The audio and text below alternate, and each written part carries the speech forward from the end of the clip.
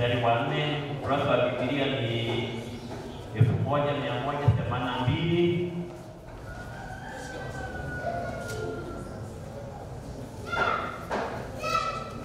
Waebrania 11 mstari wa 4, Biblia inasema kwa imani Habili alimtolea Mungu dhabihu iliyo bora kuliko Kaini. Kwa hiyo alishuhudiwa kuwa ana haki, Mungu akazishuhudia sadaka zake. Na kwa hiyo ijapokuwa amekufa, yani amelala, angali akinena kupitia sadaka hizo. Bwana asifiwe sana. Amen. Tarudia kusoma kwa imani Habili alimtolea Mungu dhabihu iliyo bora kuliko Kaini. Kwa hiyo alishuhudiwa kuwa ana haki, Mungu akazishuhudia sadaka zake. Na kwa hiyo ijapokuwa amelala, angali akinena. Bwana asifiwe sana. Ni neno la sadaka, nami nichukue nafasi kushukuru Mungu kwa ajili ya ulinzi wake tangu Jumapili mpaka kufikia Jumapili hii. Juzi nilikuwa Bugando, nilikuwa nimepeleka mama kwa ajili ya kufanyia uangalizi. Walimwangalia na wakasema anaendelea vyema. Bwana asifiwe sana. Amen. Lakini nikajua maombi ya watu wa Mungu, wale wanahitaji wanatibu, lakini Mungu wetu anaponya. Amen. Kwa hiyo ni jambo la kushukuru kwamba anaendelea vyema na wamempa tarehe ya kurudi tena, ni kwa ajili ya maendelezo haya kwa kuangalia afya hizo. Mungu wetu ni mwaminifu, anaendelea kututetea, anaendelea kutupigania katika hali zote ambazo tunazipitia. Tumesoma neno letu katika kitabu cha Ibrania 11 mstari wa 4, ambayo inasema kwa imani Habili alimtolea Mungu dhabihu. Nasi wakati huu tuko mbele za Mungu. Mungu wetu ni mwaminifu kwetu, na kwamba ni kipindi cha kumtolea Mungu sadaka. Maneno haya yaliandikwa kwa ajili ya ukumbusho kwetu sisi tunaoishi katika kipindi hiki cha mwisho, kwamba wenzetu kule nyuma walifanya nini. Habili na Kaini walikuwa ni watoto wa Adam, wazazi wetu wa miaka hiyo. Baada ya anguko la kule Edeni miaka hiyo, Mungu alitaka kumrudia mwanadamu, na katika kumrudia mwanadamu ndipo alipoagiza hawa vijana waweze kumtolea Mungu. Ukijua kipindi hicho hakukuwa na makanisa wala hakukuwa na masinagogi kama Biblia inavyoeleza, lakini Mungu alizungumza nao kwamba ili mnirudie, Mungu anasema ili mnirudie yawapasa mnitolee sadaka,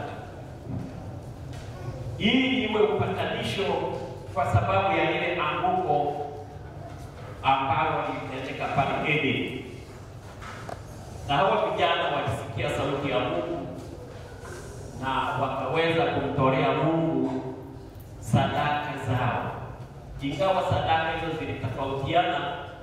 Na ndipo tunafundishwa kwamba tunapata mafundisho kwamba kuna sadaka iliyo bora na kumbe kuna sadaka isiyokuwa bora. Na Biblia inaeleza mahali fulani kwamba kuna sadaka iliyo kilema na sadaka ambayo sio kilema. Mungu wetu ni mwaminifu. Bwana asifiwe sana. Na kwa sababu hiyo hawa vijana walisikia neno hilo, na kwa imani wakaamini kwamba Mungu amesema pamoja nasi, hebu tuweze kumtolea Bwana. Huyo kadiri aliyowajalia na kadiri walivyoona. Najua kwa sababu hakukuwa na kanisa, walipata wapi imani hii? Kwa sababu Biblia inaeleza kwamba imani ilikuwa na uhakika. walipata wapi imani? Walisikia maelezo au walisikia mafundisho kutoka kwa wazazi wao, yaani Adam pamoja na mke wake.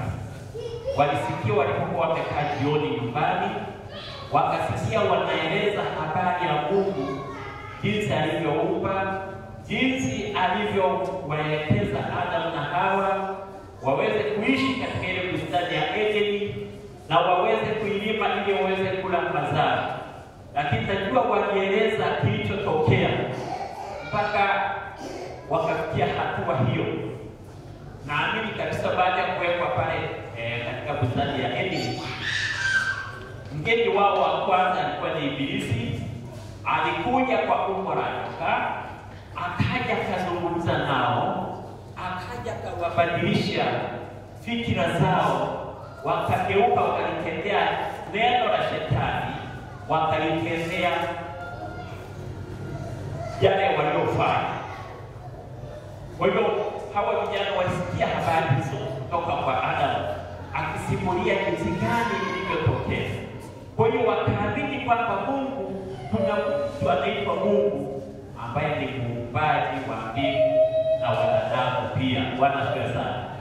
Na kwa sababu hiyo wakaamini, wakaliamini neno la Mungu, ndipo walipomtolea sadaka Mungu. Lakini sadaka zao kama nilivyosema zilikuwa ni tofauti. Kulikuwa na sadaka bora ambayo Abeli alitoa na sadaka ambayo si bora ambayo Kaini alitoa.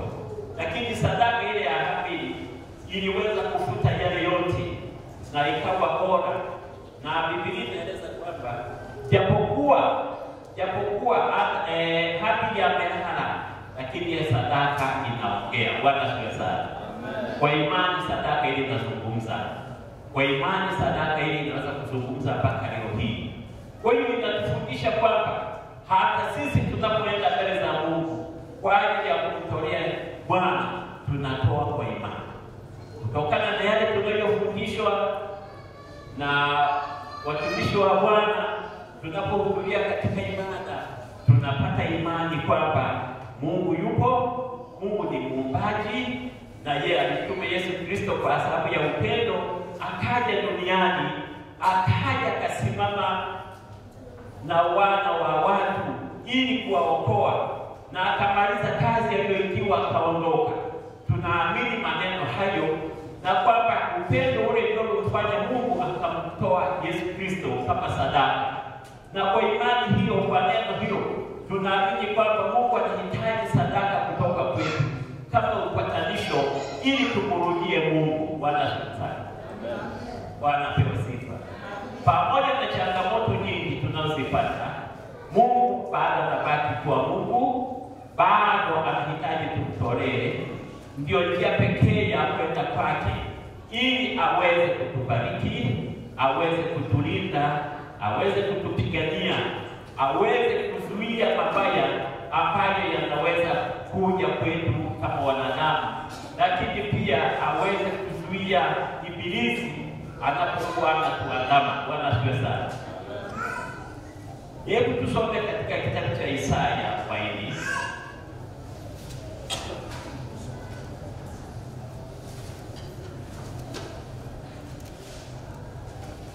Kitabu cha Isaya ni ukurasa wa 744 ya Agano la Kale. Baada ya kusoma Isaya 40 mstari wa 30, Biblia inasema, umepata wote? Sawa? Amina. Isaya 40 mstari wa 30, Biblia inasema, ukurasa wa Biblia 744 Agano la Kale. Biblia inasema, haya vijana watazimia na kuchoka, na vijana watazimia na kuchoka, na wanaume vijana wataanguka, bali wao wamngojao Bwana watapata nguvu mpya, watapanda juu kama mbawa, kama tai. Watapiga mbio wala hawatachoka, watapanda juu kwa mbawa, watakwenda kwa miguu wala hawatazimia. Narudia 30:40 nasema, haya vijana watazimia na kuchoka, na wanaume vijana wataanguka, bali wao wamngojao Bwana watapata nguvu mpya. Watapanda juu kwa mbawa kama tai, watapiga mbio wala hawatachoka, watakwenda kwa miguu wala hawatazimia. Bwana Yesu asifiwe sana. Tumesoma neno hili kwamba katika safari hii ya kuendea uzima wa milele, kabla ya Kristo kurudi, kutakuwa na mambo magumu yatakayoingia ulimwengu ambayo yatafanya watu kuchoka, yatafanya watu kukata tamaa, watafanya watu kufikiri kwamba pengine Mungu hayupo, na pia yatapelekea watu kutoliamini neno la Mungu, wakisema haya ni maandishi tu, ni maandishi kama vile gazeti. Lakini Biblia inasema katika siku hizo za mwisho watu watachoka. Ni nini kitatusaidia watu wasichoke na kukata tamaa? Tunafahamu dunia jinsi inavyokuwa na changamoto, dunia inaita changamoto, lakini sisi tunaita ni majaribu. Waonaje unapokumbana na majaribu ambayo yanakukatisha tamaa?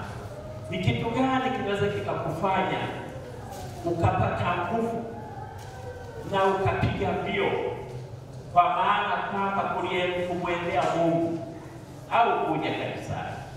Waonaje watu wanavyokata tamaa kwa sababu ya makwazo, kwa sababu ya magonjwa yanayoingia kwa watu? Unapata ugonjwa, kama si wewe ndugu yako, kama si ndugu yako, rafiki yako, jamaa yako, anapata magonjwa mazito ambayo yanakatisha tamaa.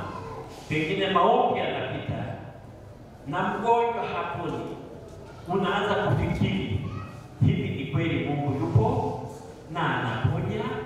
Ni kweli? Kwa hiyo unaanza kuliwekea neno la Mungu mashaka na kuona kwamba pengine Mungu huyu pengine hanisikii, na kama yupo mbona hatendi hivi? Bwana Yesu asifiwe. Na kwa sababu hiyo unaanza kukata tamaa, kukosa nguvu ya kumwendea Mungu, aidha hata kwa maombi. Amen.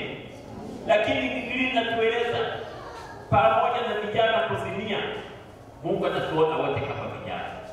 Uwe mzee wa kike au mzee wa kiume, wote Mungu atatuona kama vijana. Amen.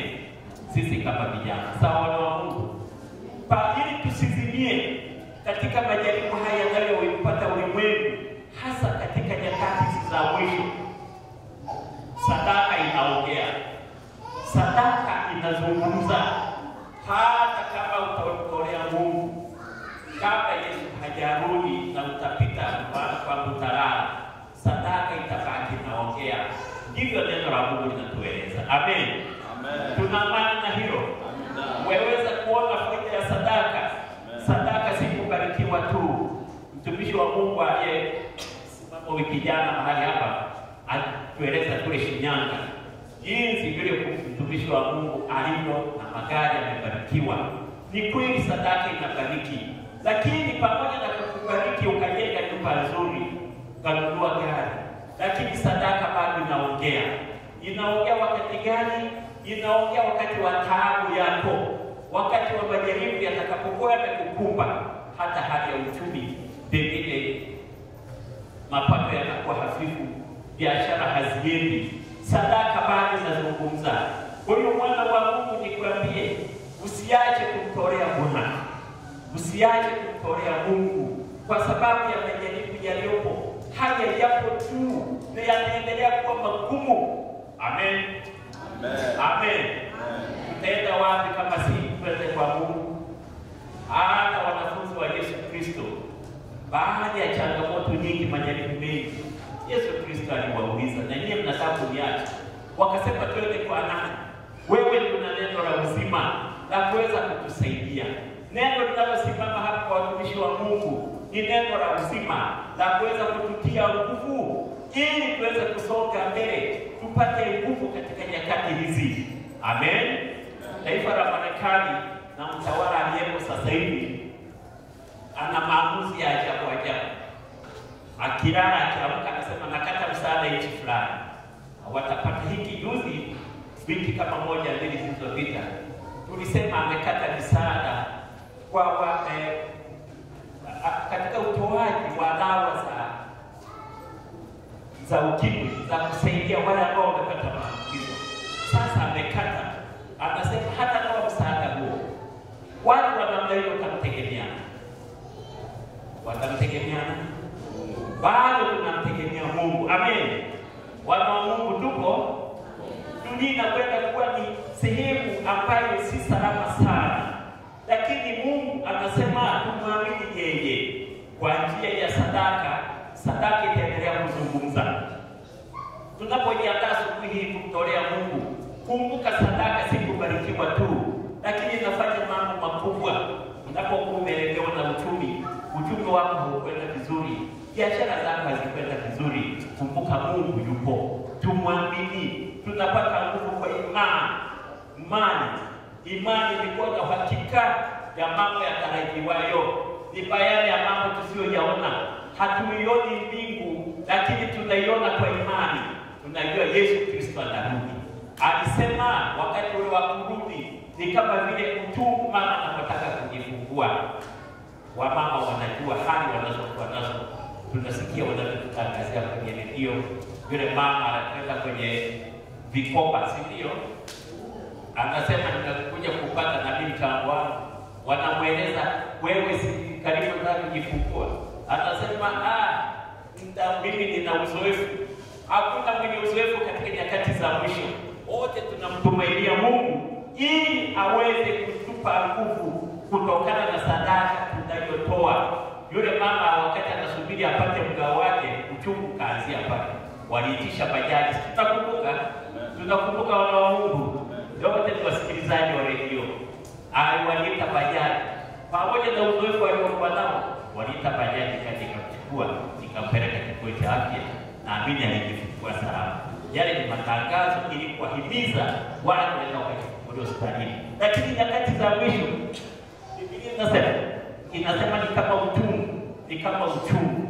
Ni nyakati ambazo hazieleweki. Mungu wetu ndiye atakayetusaidia. Mungu wetu ndiye atakayetuokoa kupitia sadaka ambayo inaendelea kuongea. Utakapokuwa umezidiwa, unashindwa hata kuomba. Kuna nyakati mtu anapata majaribu, anashindwa hata kuomba. Sadaka inaendelea kumkumbusha Mungu kwamba huyu ndugu, huyu mama alimtolea Mungu, alijitoa mimi kama sadaka. Huyo sadaka inaendelea kumkumbusha Mungu kwamba Mungu mkumbuke huyu, mkumbuke Mungu mama huyu, mkumbuke dada huyu, mkumbuke huyu, kwa sababu ya taabu na dhiki ambayo wakati huo huwezi hata kuomba. Wakati wa mama wanapokuwa wanajifungua, kazi zote tumezifanya sana. Wakati mama mmoja akaniambia, mimi nikimaliza kujifungua hapa sizai tena milele mpaka kufa kwangu. Lakini baada ya mwaka mmoja tukakutana naye mahali fulani ya mzito, akacheka.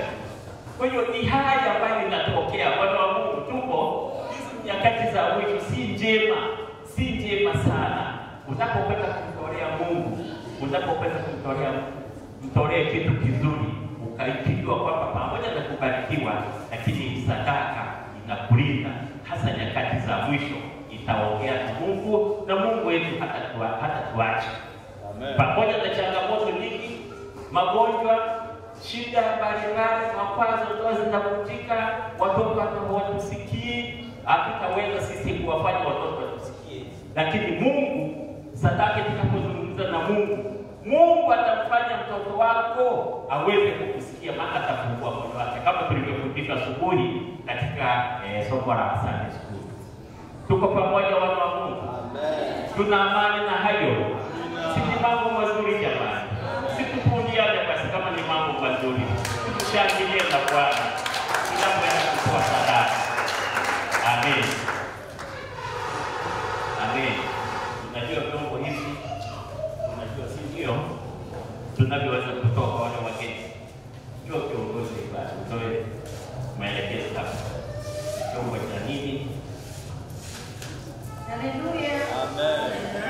chombo hiki kikubwa cha sadaka ni kwa ajili ya sadaka ambayo sio pesa, labda una sukari au sabuni au ni mchele unaweka huko. Haleluya. Hiki cha pili ni kwa ajili ya sadaka ambazo ni noti. Hiki cha tatu ni silver. Hiki cha nne ni fungu la 10. Haleluya. Amen. Mashemasi, naombeni mlete chombo kingine cha shukrani.